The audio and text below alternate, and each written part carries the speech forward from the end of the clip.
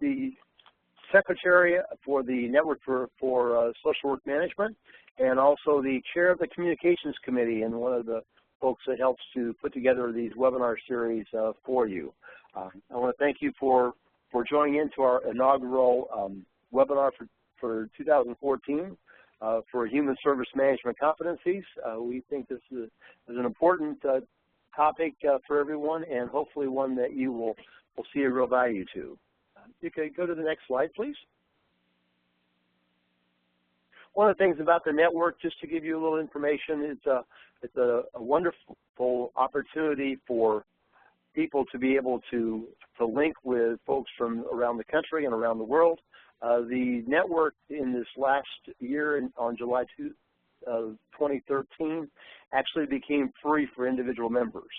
To be able to join the network as a fully functioning member, you just need to go on socialworkmanager.org and be able to click in the membership block, fill out your necessary information. There are some great benefits for the network, and if we go to the next slide, we'll show you a few of those benefits. Obviously, there's some great networking opportunities, learning about activities that are going on in various areas. We actually have some chapters that are developed on both the East and West Coast, and we're working to try to get some other new chapters developed as a priority on our board. We look at this as an opportunity to mentor our future leaders in social work management. We have national and regional conferences that are tied to the topics with the webinars, as well as the interactive webinar series itself. In addition, the Social Work Manager has just changed from being simply a quarterly newsletter to now an active blog. And you can read all the information on the Social Work Manager blog by logging on to socialworkmanager.org to be able to get good information from there. Old newsletters are also archived there, so you can see some of the past topics that we have had available. In addition, there's opportunities to serve on some of the various network committees, and as a member of the Communications Committee, if there's anyone interested in being involved in communications, whether it be social media or other topics, please feel free to contact the network so we can have you join us and be part of the network. Next slide, please. About the presenters today, our presenters today are Shelly Wimpfheimer, who is president of Wimpfheimer Associates and is executive director of Community Chest, and Louis Donnelly, who's a PhD student and graduate research assistant at Rutgers School of Social Work Institute for Families. And they will be presenting today on a very important topic, which is the 360 assessment, a new tool for evaluating managers' performance. And that, without further ado, I will turn it over to our announcer, to our webinar people. Thank you. Greetings, everyone, from sunny New Jersey. We are very pleased to report that we did not get the storm today that we were supposed to get, and we are now hopeful that we might get spring one of these days, but we don't want to say it out loud just in case. We're happy to be here with you today to share some of the work that we engaged in last year. Louis and I worked on a project through the Rutgers School of Social Work Institute for Families. And throughout this webinar, we'll be sharing details with you about the project. But what we're most excited about is a tool that grew out of the project that is called a 360 assessment. And we want to describe that to you and explain to you how it was used and what some of the results were. This project that we worked on was a professional development and leadership development project that we were asked to develop by the local statewide child welfare agency. And we were asked to design the project using the Network for Social Work Management Human Services Management competencies. And I'd like to refer everybody to the competencies. You can find them on our website. I believe it's in the drop-down that's called About Us. And right there you can see our latest edition of the management competencies. To tell you a little bit about them, we started working on them about 15 years ago. A small group of academics and practitioners began to talk about, well, if we, the network, have as our goal preparing social workers as leaders in human services organizations, we probably should have a set of competencies. And so that group created the first set, which we had for a number of years. And in the last 2 years, we have been working on updating them as management has shifted, and there are new areas of skills and behaviors that are really important to those who are in management and leadership positions in the human services. So to tell you about the competencies, I'm not going to go into a great deal of detail, but the competency, there are 21 competencies, and they fall into 4 domains. And the domains are leadership, resource management, strategic management, and community collaboration. And if you go in to look at those at the website, you will see a very detailed breakdown of the competencies that all managers, irrespective of the setting where they work, can use to kind of shape and develop their leadership abilities. We will be talking to you about the competency that relates to interpersonal skills. It falls under the domain of leadership, and we're talking about the skills that a manager needs to have to support the viability and positive functioning of the organization. So as you can see, and as you will see when you look at the competencies, under each one of the areas there's a list of what we call performance indicators, and they describe the very specific kinds of skills and behaviors a person has to have in order to be interpersonally skilled as the manager. And we used this whole set of skills as well as the other skills spelled out in the competencies to create this instrument. So just to lay out for you the process we're going to follow today, we're first going to talk about the leadership and management competencies. We're then going to talk about the instrument that was created to assess these competencies. We're going to talk about our case study, which was created and managed by Lewis, and then the strategies that we use for implementing the evaluation, and then other applications of the management competencies. And you will get to see that these competencies are very versatile and very useful for to be used in a variety of ways for managers.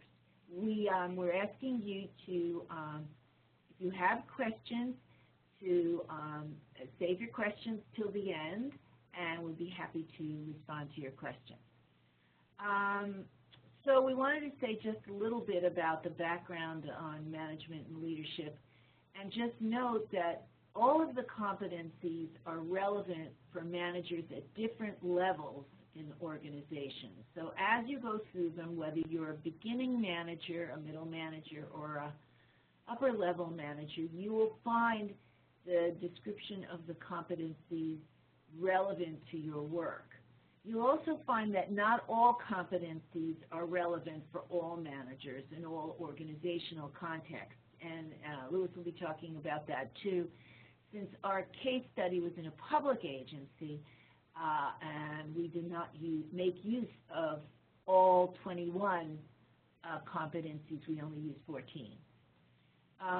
With the use of these competencies, there are greater expectations for collaborative decision-making and a greater emphasis on effective implementation. So these are skills that we hope managers will bring to the table to enhance not only their own performance, but the performance of their organization. Some of you may be familiar with the construct of emotional intelligence, but we just like to go over it to be sure that everybody is familiar with it, because a good part of the 360 evaluations or assessments that we conducted are based on this. If you look in the upper left quadrant, you see self-awareness, and this is a type of skill and behavior that a manager has to have in order to perform effectively, and that is to be able to look at him or herself and her strengths and weaknesses and abilities, and to really reflect on what they bring to the table in the work setting. Second of all, they have to be able to self-manage, so that if a manager is aware of certain challenges in the work setting in order to be maximally effective, they have to be able to manage some behaviors that may come out of areas where they feel challenged.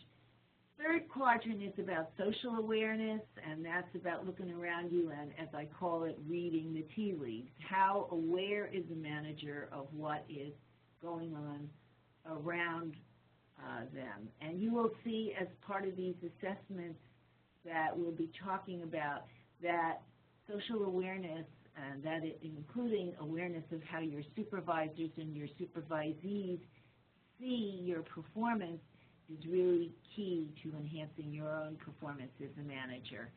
And then the fourth quadrant is about enhancing your own social skills so that you can manage yourself in the context of an organization and in the role of a manager or leader. So we just wanted to highlight that there are some beliefs that we have about what constitutes effective management in human services organizations. We like to think that these are unique to human services organizations, although they aren't. There are many for-profit organizations that operate in this way also. In human services organizations, values and mission are ever present, and as people who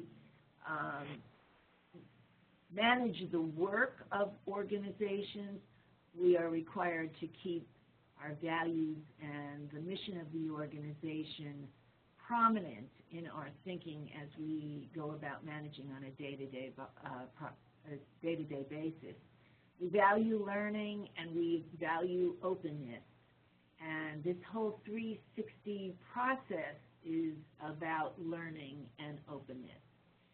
And we value being able to reflect on our own skills and abilities and being willing to consider new approaches to managing and leading to ensure better services to our clients and more efficient operation of our organization. So why carry out these 360 evaluations anyway, and what are they? A 360, for those of you who may not be familiar with this type of tool, is a tool that's used to assess performance and to identify areas of professional development.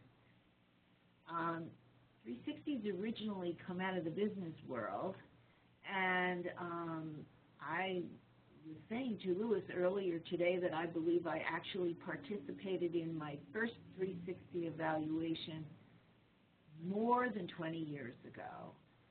So these have been around for a while, but they are relatively new to the human services.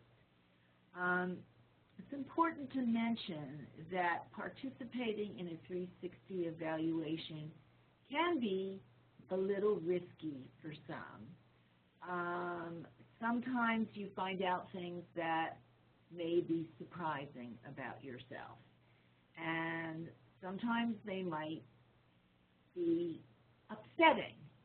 And so one of the things that's very, very important about using a 360 assessment process is to be sure that there is support available for any of the participants, specifically the managers, who may find out things that perhaps they were not aware of. So why do it? To identify individual and organizational strengths and areas in need of improvement. Why else? To promote greater self-awareness of managers so that people can understand themselves better, not only in their own eyes, but in the eyes of others with whom they work every day. The 360 evaluations are also very helpful tools to facilitate important topics to be used during mentoring and coaching sessions. And the data that comes out of them is most helpful for individual and organizational development. One thing I think is important to mention, and I have had people say to me in the past, well, you know, if people did it in business, you know, what makes it something that's appropriate for human services?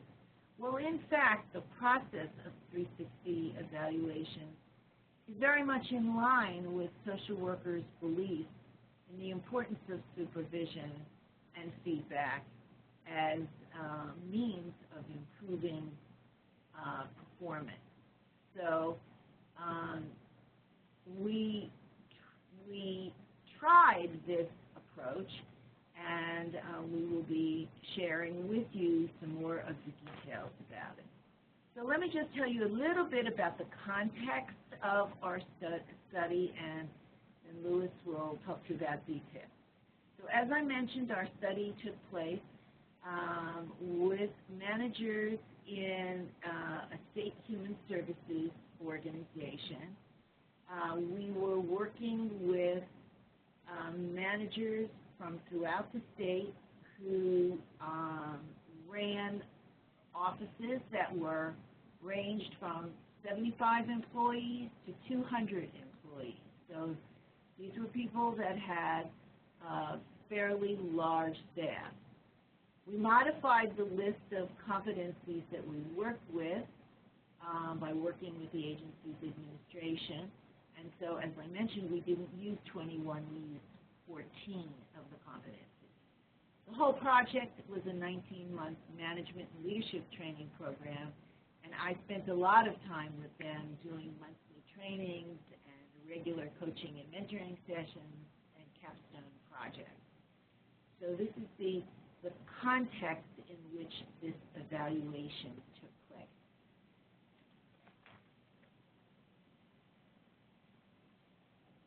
Okay, so now that Shelly has laid out the background, the motivation, and some basic description of the context in which the evaluation was conducted, I'm going to be taking some time now going forward to speak about how the actual 360 evaluation was conducted and share some of the results that we had as a result of the evaluation. So the first thing I would also like to highlight again that this evaluation was based on 14 of the 21 competencies that were developed by the network, and these 14 competencies were selected really to be most relevant to the particular agency that we were working with in collaboration with the agency itself. We started the evaluation around 10 months into the 19-month training program, so that should indicate that, right, we were not developing this as a pre-post test. We were not evaluating change in performance over time.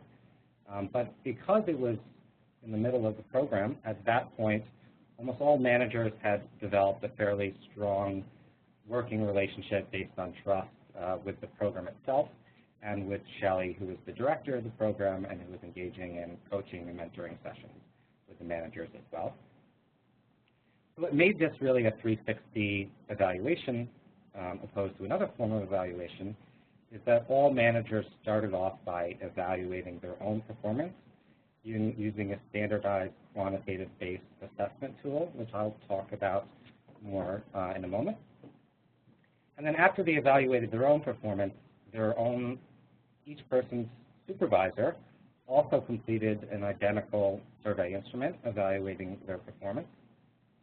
And last, the managers each selected persons whom they supervise, and those two people who I'll refer to going forth as either staff or supervisees also evaluated their performance. So collectively, all this data that was compiled, we were referring to as a 360 evaluation. I'd also like to make clear that all supervisors and staff were made aware that their responses would only be shared with the managers, so none of this data at the individual level was shared with anyone else in the organization. So from the very beginning, it was very clear that the purpose was to be used for professional development and growth, particularly in the mentoring sessions, and no rewards or sanctions would be enforced as a result of the data. The results were shared only with the manager, and while two of the staff evaluated the performance of each manager, only average results were shared with the manager. So the manager was not able to identify individual responses from the staff linked back to that particular person. And we hope that this would ensure some degree of confidentiality as well and encourage more open responses.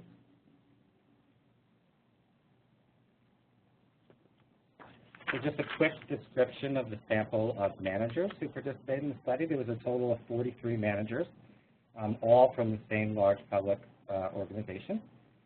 Overwhelmingly female, around 90% of the managers were female. Around 7 in 10 had a master's degree, almost all of whom had master's in social work degrees. On average, there was only around 5 years of management experience among the managers. However, almost 20 years of experience working within this particular agency, and that reflects that a lot of these managers started off as caseworkers and over time assumed more and more management responsibility. So for all 43 managers, we also received 43 evaluations from each of their supervisors. And we have a total of 100 evaluations from the staff of the managers, which averages a little more than 2 per person. For some managers, we received up to 3 or 4 evaluations. However, the minimum was 2 per manager.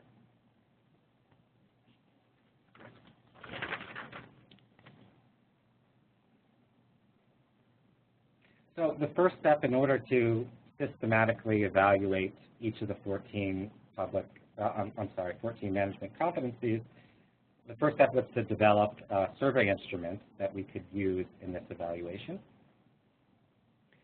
So I'd like to refer you to the handout, which you should see now on your screen. And what you see in front of you now is a list of all the different survey questions that were asked of the managers themselves. And then some of the wording was slightly revised. So instead of serving as a self-evaluation, it would be serving as an evaluation of the manager. And I would encourage you to browse through the survey questions to get a sense of the type of questions that were asked. You will also see that we used a 6-point Likert scale to measure the extent to which the managers agreed with the statement. So each statement is a reflection of mastery over a particular performance indicator related to each competency. So high scores of agreement would indicate high levels of competency.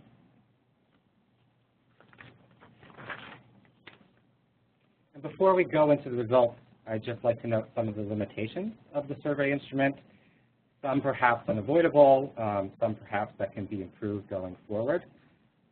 So first, you may notice that there's some level of conceptual overlap.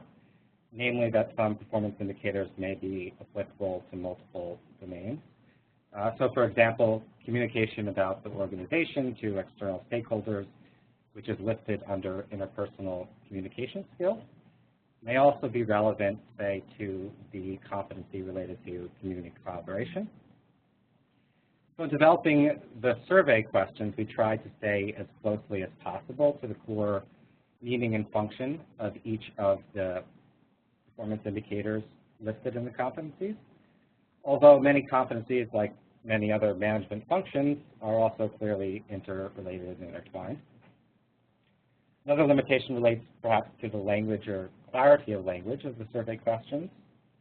So in order to get reliable estimates that we can compare from one manager's self-evaluation to the evaluation done by someone else, everyone should be in agreement in terms of what management functions mean and how they're interpreted.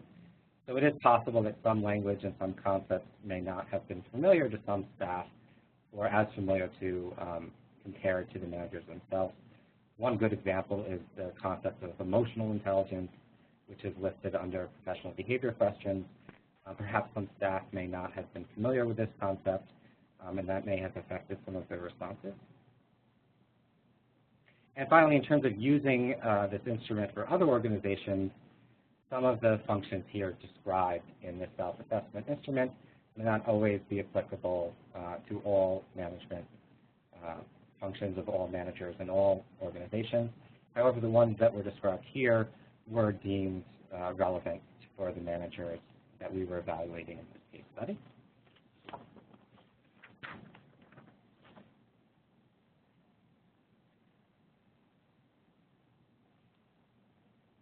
So now I'd like to present quickly a sample report based on an individual evaluation. You can refer to this report in the handout that you see on your screen. And I'll take some time just to walk you through each of the components in the report. So the top part of the first page shows the average scores, which range from 1 as in low, so that would be indicating disagreement, to 6 as in high level of agreement, for each of the competencies discussed, as evaluated by the manager, him or herself, the manager supervisor, and 2 or more of the staff members. And we calculate these scores by averaging the scores on all the performance indicators within each domain. You'll also see that scores below 5, in this case, are highlighted in red, and this is simply a cutoff that we selected to indicate proficiency in that area of management competency. The bottom part of the page depicts these average scores in figure form.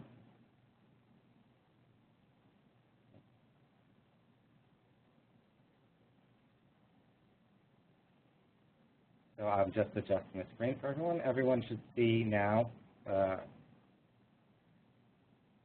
graphical figure. The dark black line represents the manager's self-evaluation of these scores. The gray line with squares represents the supervisor's evaluation, and the gray line with triangles represents staff evaluation. So this is an individual report distributed to each individual manager during a coaching session with Shelly. As you can see, there's a couple ways to interpret these figures. First, you can think of what competencies does the manager tend to receive high ratings, and what competencies does the manager tend to receive low ratings. In this report, we see that there's high ratings for financial management and internal controls. However, we see much lower ratings for competencies such as change processes and involving stakeholders in decision-making. The other way we can make sense of this report is by looking at areas of divergence between the self-evaluations and other evaluations. So in this case, we see very large differences on professional behavior and interpersonal communication skills. This particular manager in the sample report tended to rate him or herself very high, while supervisors and staff evaluated their performance much lower, for example. And on the following pages, we break down each of these performance indicators we present them separately. So instead of averaging all the performance indicators into an average score for that competency, they're presented individually here.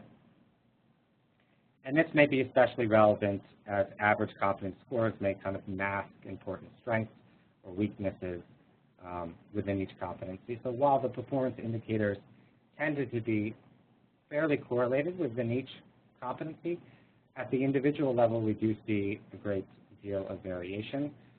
So for example, this manager received very high average ratings for the financial management competency. So when we look at the question breakdown, on page 3, we see that this manager, the supervisor, and his or staff provided below average ratings for a particular performance indicator, in this case, monitoring income and expenses.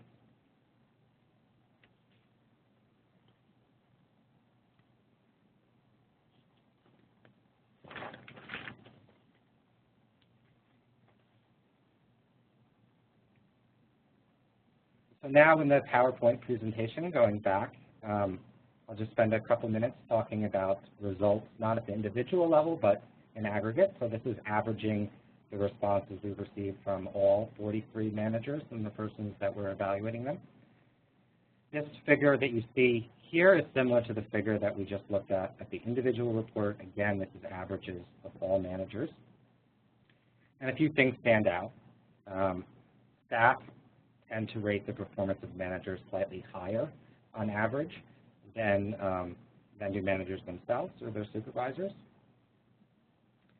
Aside from this, the self-evaluation and supervisor evaluations track each other quite well across each competency, with only a few exceptions. So for example, interpersonal communication skills, human resources, technology resource management, supervisors rate managers' performance slightly lower than managers rate their own performance. These differences are statistically significant as well. Differences may be a reflection of kind of different expectations or capacities or even knowledge about the manager's performance themselves. It is possible that some staff simply didn't have enough knowledge about all the management roles of each of the managers to accurately evaluate their performance.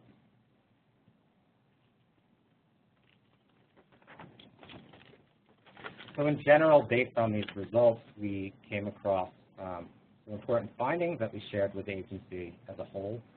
One, that there were several strengths within this agency in terms of competencies related to human resources, financial management, and internal controls. These were competencies that were consistently rated high by the managers themselves and the persons that evaluated them. Some competencies that perhaps were in need of improvement were related to stakeholder relationships, learning processes, strategic management, and community collaboration. And something that you may not see based on the average scores for each competency that we observed was that performance indicators related to management functions outside the agency or external stakeholders tended to be rated lower on average. And there was many of these performance indicators within many of the competencies.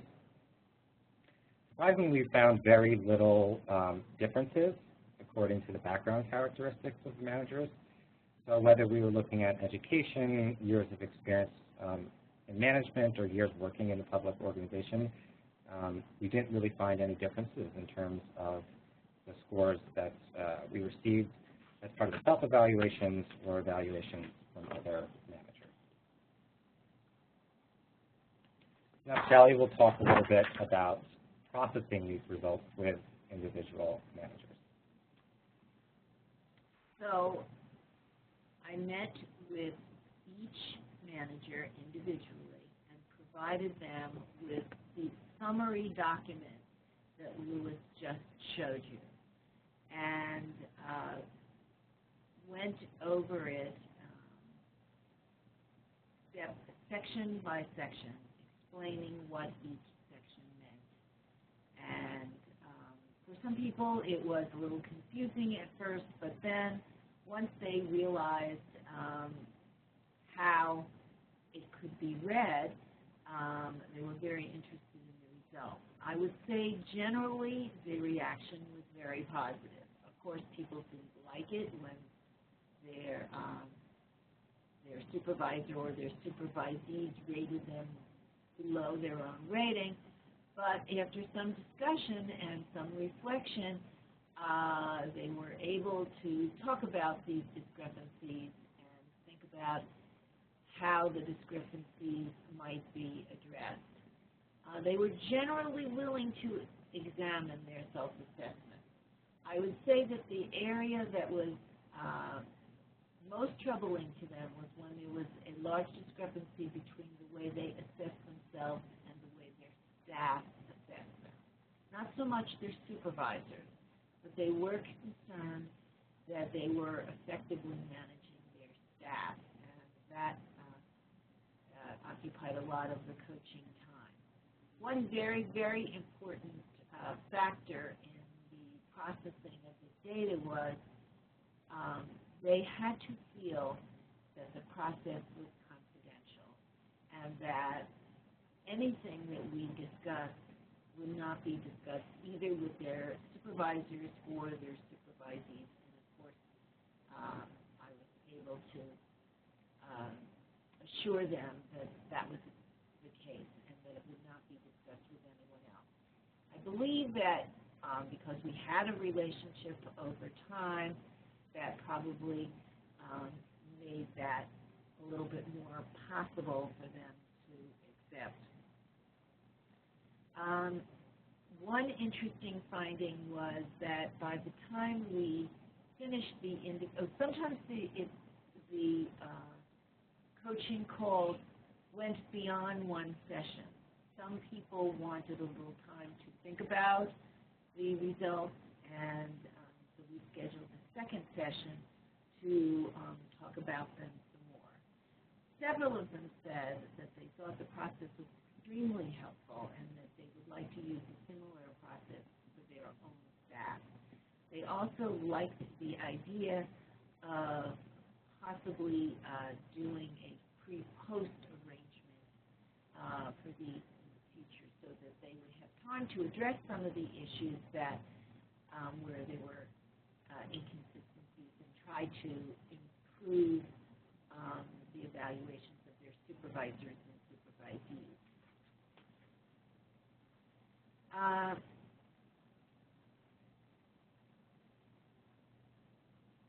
It was important to discuss the similarities and differences in the rating. So if, for example, there was a question that was related to ability to work with people outside the agency, and they felt that they were not very adept at it, but their staff felt they were very adept at it, it was helpful for them to understand that their staff viewed this differently than they did, and as did their supervisors. So similarities and differences really had to be explored on a variety of different levels. We did review possible approaches to improving areas where performance results varied, and sometimes it took a little time for them to get past being upset about the variation between their scores and their supervisor scores. But once they did, by and large, they were willing to take a look at what they might do to address these differences. We tried at the end of each coaching to create an improvement plan. And for each one, these were unique, and they really they had to work very hard at doing this because, of course, sometimes it was hard for them to hear the criticism. But for the most part, they were willing to examine their own performance and consider ways of modifying it.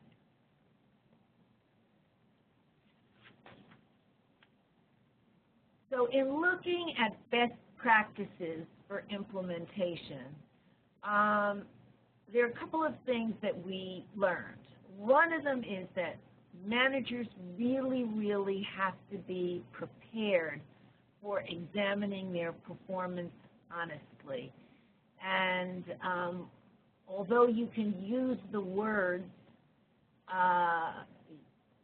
to say that, you know, you have to be honest about your performance, for some it takes a lot of courage to be able to look at areas where where they're reluctant to admit to deficiencies in their skills.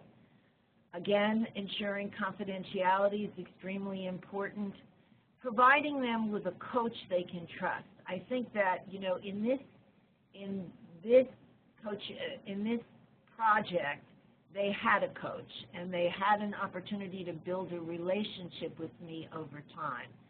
But if any one of you was interested in implementing a project like this, I think providing the managers with coaches that they can feel comfortable sharing their concerns with would be a very important part of the success of the project. I do think that the managers could have used some help with selecting supervisees in the process. They were given some pretty loose guidelines. Pick 2 people that you think know you well and ask them to participate in the process. This is the evaluation process. This is for their supervisees. And we don't know really what criteria people use. So I think that the refinement of those instructions would be helpful. Also, this process takes a little time, and many people are very pressed for time in their work situation. So the organization really has to understand the value and accept the value of this and give managers time to participate in the process. They also need the opportunity to develop their own improvement plan with the help of their coach, and they need their supervisors to provide them with honest feedback about their participation in the process. Some of their supervisors felt left out of the process and were not happy about them, the managers, participating in an exercise like this that was a little bit time-consuming. One idea for using the 360 would be to use it for new hires, so that you would be clear with new hires what the criteria are for quality management in your context, in your organization, and have them complete the 360 and then complete it again 9 to 12 months later to determine whether there is any movement in their skill level. The 360 assessments are very valuable for use with appraisals or annual evaluation. And it's important to emphasize that they should not be used for punishment, but rather for discussing areas of strengths and areas of weakness, and also for criteria for promotional opportunities.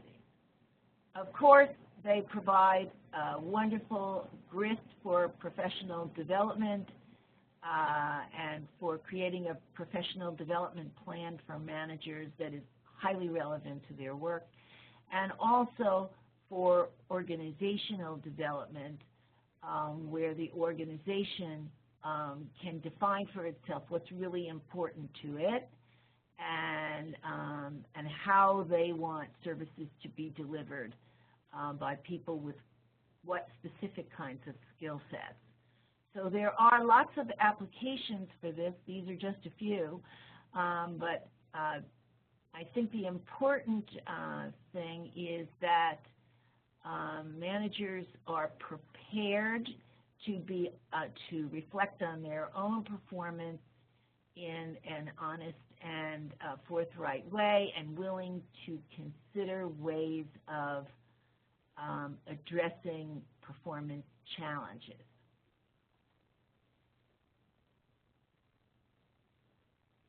We're happy to take any questions that you might have. We will be posting the competencies and the two documents that Louis went through with you on the network website.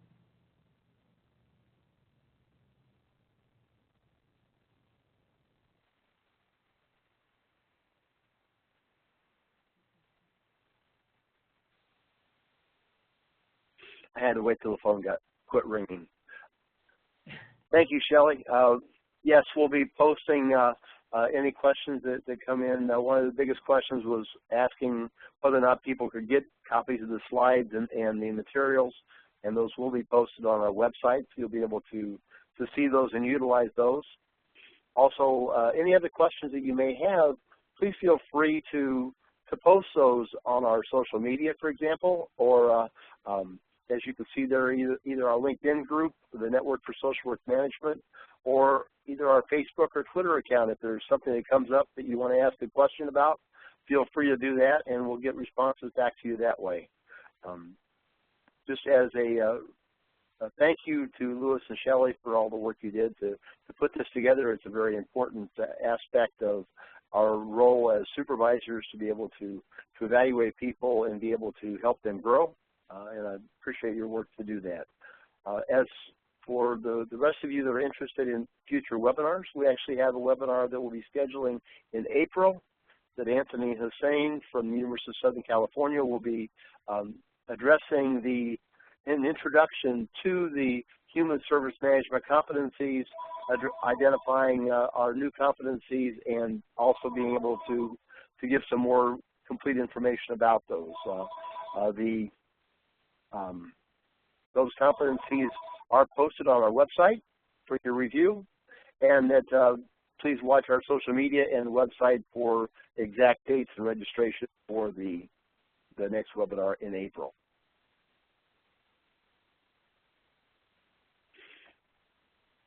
There's a question as far as when will the PowerPoint be available on the website. I would assume probably before the end of today or tomorrow. It should be posted on the website for you to be able to review that.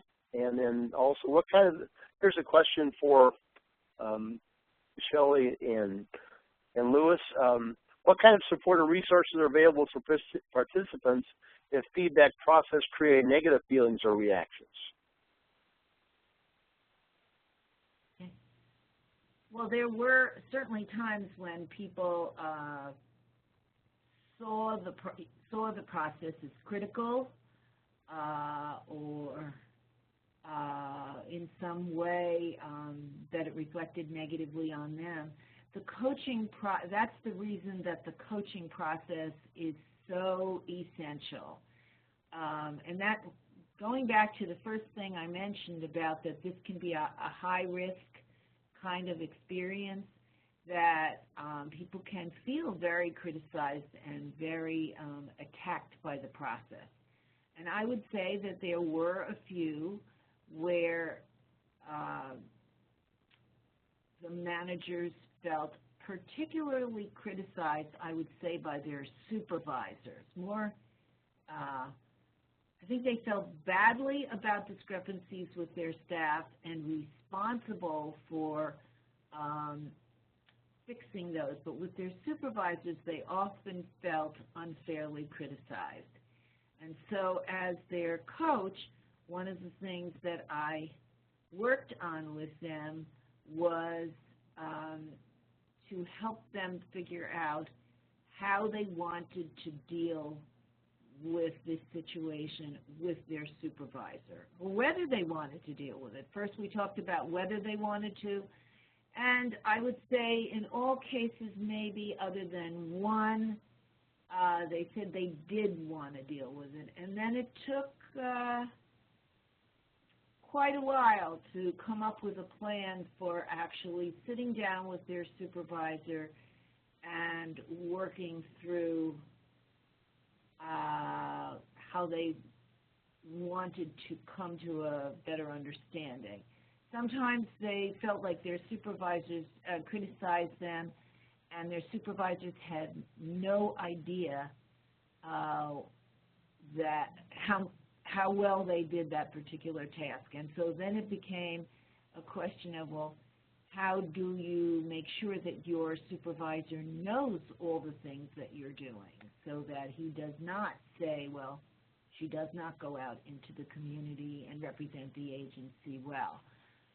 If you don't tell your supervisor that you're going, perhaps that is his perception. And so then we talked about how could that be addressed. So we did try to address the issues as specifically as we could, and sometimes it took a little time to do that.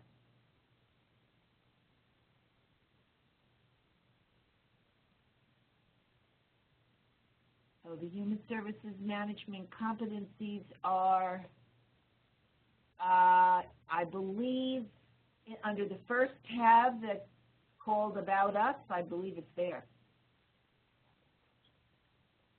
Oh, how can a coach be selected? Okay. Well, I guess what you want to look for in a coach is someone who is an experienced manager, who can inspire the trust of the staff. And I asked each of the people that I worked with to select a mentor and another coach. And sometimes it took them a while to pick somebody that they considered trustworthy enough. I think it is, you have to really think about who's available and who might inspire the trust of your staff.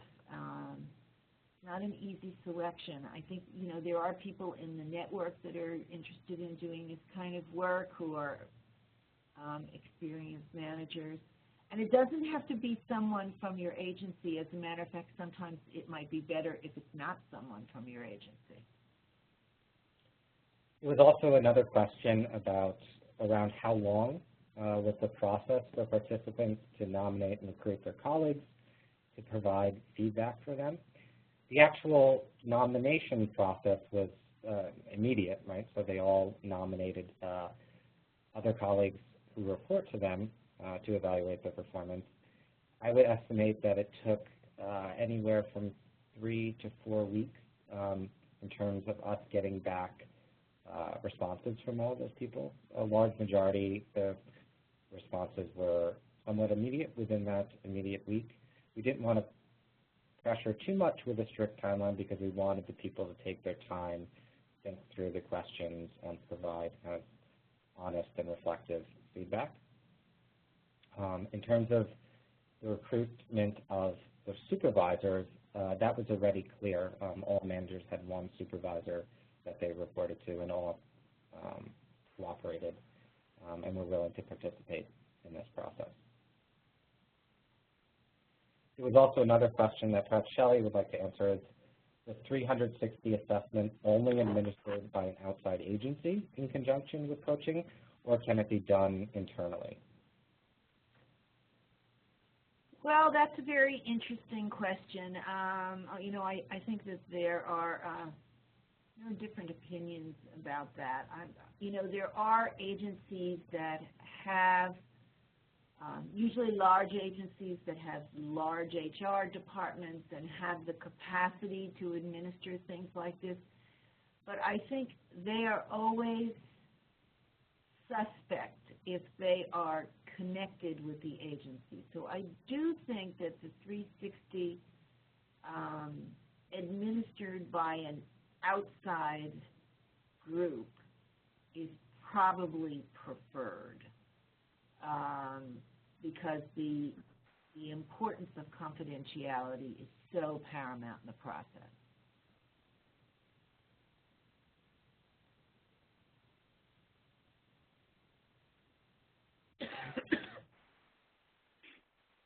All right. Well, thank you all, Louis and Shelly.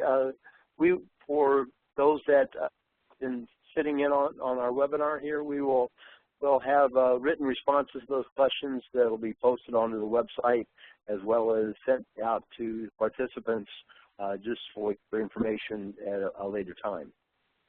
And if there's no other questions, I want to thank you all for participating. Please watch our website and our various social media for the exact date for the April webinar. We're still in the process of trying to adjust that specific date on that, and as soon as we get that, we will post that for you.